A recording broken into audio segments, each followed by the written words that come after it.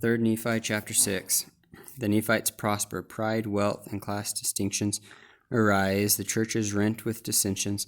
Satan leads the people in open rebellion. Many prophets cry repentance and are slain. Their murderers conspire to take over the government.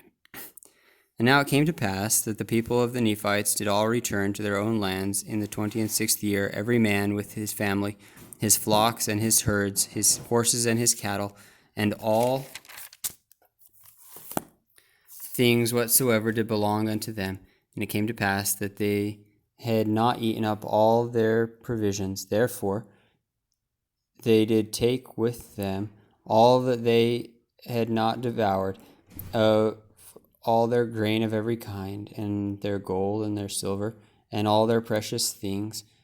And they did return to their own lands and their possessions, both on the north and on the south, both on the land northward and on the land southward. And they granted unto those robbers who had entered into a covenant to keep the peace of the land, who were desirous to remain Lamanites, lands according to their numbers, that they might have with their labors wherewith to subsist upon. And thus they did establish peace in all the land, and they began again to prosper and to wax great. And the 26th and 7th years passed away, and there was great order in the land, and they had formed their laws according to the equity and justice. And now there was nothing in all the land to hinder the people from prospering continually, except they should fall into transgression. And now it was Gigadoni, and the judge Latronius, and those who had been appointed leaders, who had established this great peace in the land. And it came to pass that there were many cities built anew, and there were many old cities repaired, and there were many highways cast up, and many roads made, which led from city to city, and from land to land, and from place to place. And thus passed away the 28th year, and the people had continual peace. And it came to pass in the 29th year, there began to be some disputings among the people, and some were lifted up unto pride and boasting because of their exceedingly great riches, yea, even unto great persecutions. For there were many merchants in the land, and also many lawyers and many officers. And the people began to be distinguished by ranks according to their riches and their chances for learning. Yea, some were ignorant because of their poverty, and others did receive great learning because of their riches. Some were lifted up in pride, and others were exceedingly humble.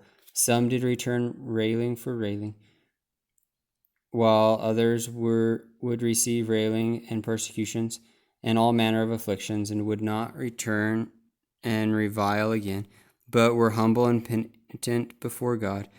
And thus there became great inequality in all the land, insomuch that the church began to be broken up, yea, insomuch that in the 30th year the church was broken up in all the land, save it were among a few of the Lamanites who were converted unto the true faith, and they would not depart from it. For they were firm and steadfast and immovable, willing with all diligence to keep the commandments of the Lord.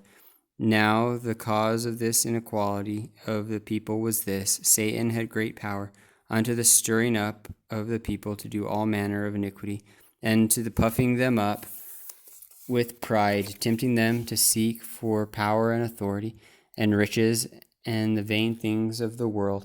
And thus Satan did lead away the hearts of the people to do all manner of iniquity. Therefore they had enjoyed peace but a few years. And thus in the commencement of the 30th year, the people having been delivered up for the space of a long time, to be carried about by the temptations of the devil, whithersoever he desired to carry them, and to do whatsoever iniquity he desired they should. And thus in the commencement of this, the 30th year, they were in a state of awful wickedness. Now they did not sin ignorantly, for they knew the will of God concerning them, for it had been taught unto them. Therefore they did willfully rebel against God. And now it was in the days of Latronius, the son of Latronius.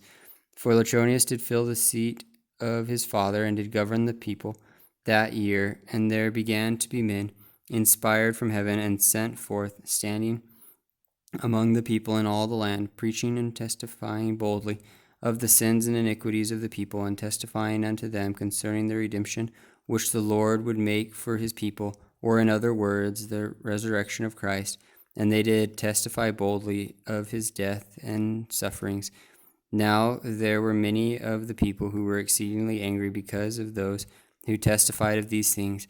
And those who were angry were chiefly the chief judges, and they who had been high priests and lawyers. Yea, all those who were lawyers were angry with those who testified of these things. Now there was no lawyer, nor judge, nor high priest that could have power to condemn any one to death, save their condemnation was signed by the governor of the land. Now there were many of those who testified of the things pertaining to Christ, who testified boldly, who were taken and put to death secretly by the judges, that the knowledge of their death came not unto the governor of the land until after their death. Now behold, this was contrary to the laws of the land, that any man should be put to death, except they had power from the governor of the land.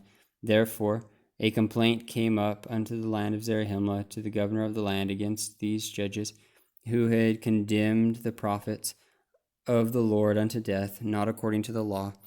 Now it came to pass that they were taken and brought up before the judge, to be judged of the crime which they had done according to the law which had been given by the people. Now it came to pass that those judges had many friends and kindreds, and the remainder, yea, even almost all the lawyers and the high priests, did gather themselves together, and unite with the kindreds and those judges who were to be tried according to the law. And they did enter into a covenant one with another, yea, even into that covenant which was given by them of old, which covenant was given and administered by the devil to combine against all righteousness. Therefore they did combine against the people of God, the Lord, and enter into a covenant to destroy them and to deliver those who were guilty of murder from the grasp of justice, which was about to be administered according to the law. And they did set at defiance the law and the rights of their country, and they did covenant one with another to destroy the governor, and to establish a king over the land, that the land should no more be at liberty, but should be subject unto kings.